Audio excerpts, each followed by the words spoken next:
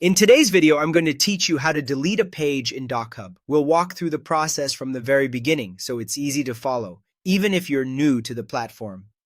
If you have a PDF with an extra page, a blank page, or a page you simply no longer need, DocHub gives you a quick way to remove it. Start by opening your web browser and searching for DocHub. Once the search results appear, click the correct DocHub link to go to the official website. After the site loads, sign into your account so you can access your documents and editing tools. Once you're signed in, head to your dashboard and open the PDF you want to edit. Make sure you've selected the correct file before making changes, especially if you work with several similar documents. When the file opens in the editor, look toward the far left side of the top toolbar. You'll see the Page Controls icon, which is represented by 4 small squares. Click that icon to open the Page Thumbnail sidebar.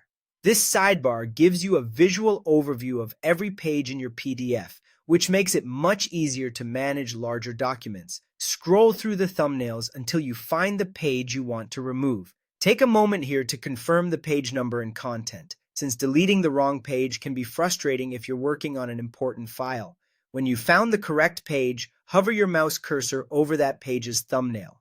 As you move your cursor over it, an individual action menu will appear for that specific page. In that menu, click the red trash can icon, which is the delete page option.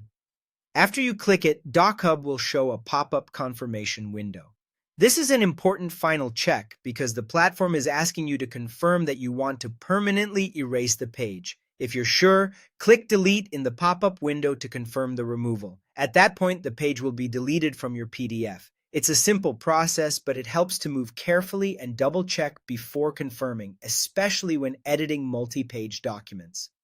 If needed, you can review the remaining pages in the thumbnail sidebar to make sure everything looks right after the deletion. And that's how to delete a page in DocHub. Once you've done it a couple of times, the process becomes very quick and straightforward.